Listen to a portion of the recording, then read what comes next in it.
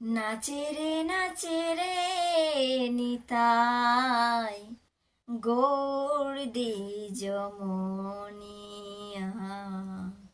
নাচে রে নিতাই গৌর দ্বিজমনিয়া। নিতাই গৌর দুই ভাই হয়ে নবদ্বীপের পথে পথে নাম সংকীর্তনে মেতেছিল। তো রাধে রাধে, নিতাই গৌর প্রেমানন্দে হরিবল হরিবল। তো আপনাদের সকলকে স্বাগত জানাচ্ছি আমার এই ছোট্ট আদরের কানাই লালের চ্যানেলে। আজকে আমরা এসেছি নিতাই সম্পর্কে জানবো, অর্থাৎ খুব শীঘ্রই আমরা পাবো এই নিতাইয়ের শুভ আবির্ভাব তিথি, যাকে আমরা জন্মদিন বলি। কিন্তু ওনারা তো পার্শ্বদ, ওনাদের তো জন্ম হয় না, ওনাদের আবির্ভাব তিথি পালন করব। তো কদিন পরেই আবার দোল পূর্ণিমায় গৌড়েরও আবির্ভাব তিথি আসতে চলেছে। তাই আজকে আমরা জানবো এই নিত্যানন্দ ত্রয়োদশী আমরা কবে পালন করছি। মাঘ মাসের শুক্লপক্ষের ত্রয়োদশী তিথিতে নিতাই চাঁদের আবির্ভাব হয়েছিল একচাকা গ্রামে। বীরভূমের একচাকা গ্রামে হারাই পণ্ডিত এবং মা পদ্মাবতীর কোলে নিতাই চাঁদ আবির্ভাব ঘটেছিল।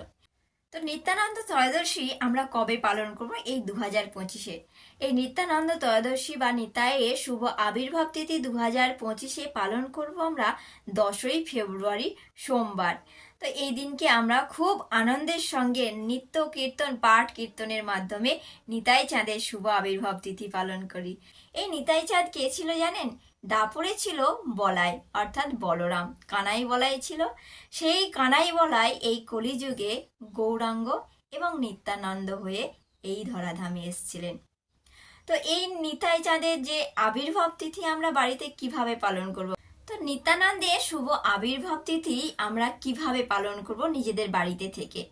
তো যদি সম্ভব হয় আমরা কোনো মন্দিরে গেলাম, অর্থাৎ আমাদের কোনো মঠ মন্দিরে গিয়ে সেখানে ডাইরেক্ট অভিষেক দর্শন এবং সেখানে প্রসাদ বিতরণের সেবা করা, তাছাড়া নাম সংকীর্তন পাঠ কীর্তন সেখানে গিয়ে আমরা করতে পারি।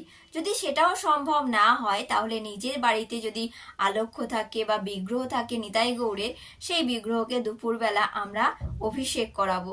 অভিষেক আমরা পঞ্চামৃত দিয়ে করতে পারি, ষোড়শোপচারেরও হয়ে থাকে।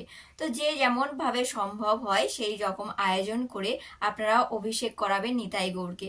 যদি নিতাই গৌর কারোর বাড়িতে না থাকে তাহলে যদি গোপাল সোনা থাকে, গোপাল সোনাকেই আপনারা দুধ গঙ্গা জল যেমন মধু ঘি দিয়ে আমরা অভিষেক করাই, সেইভাবে আমরা পঞ্চ উপাচার্যে আমরা গোপাল সোনাকে অভিষেক করে দিতে পারি দুপুর 12টা। তারপর সারাদিন নাম সংকীর্তনের মাধ্যমে আমরা এই দিনটা কাটাতে পারি। অধিক নাম সংকীর্তন করলাম, নাম জপ করলাম, পাঠ কীর্তন করলাম, করে পুরো সারা দিনটা এইভাবে পালন করতে পারি। তো ভক্তরা কিভাবে ব্রত করবে? কোনো কোনো ভক্ত চাইলে, যদি এটা তো সাধারণত দুপুর 12টা পর্যন্ত উপবাস করতে বলা হয়, কারণ নিতাই চাঁদ দুপুর 12টার মধ্যে আবির্ভাব হয়েছিলেন।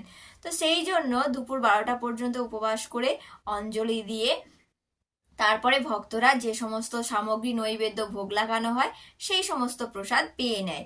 আবার কোনো কোনো ভক্ত যদি চায় আরো ভালোভাবে যদি পালন করতে পারে, ইচ্ছা জাগে, তাহলে সেই সমস্ত ভক্তরা পুরো একাদশীর মতো যেমন আমরা ব্রত করি সারাদিন, সেইভাবে অনুকল্প প্রসাদ পেয়ে ব্রত করতে পারে। পরের দিনকে পারণ, সূর্যোদয়ের পরে পারণ করে নিয়ে তারা এইভাবে পালন করতে পারে।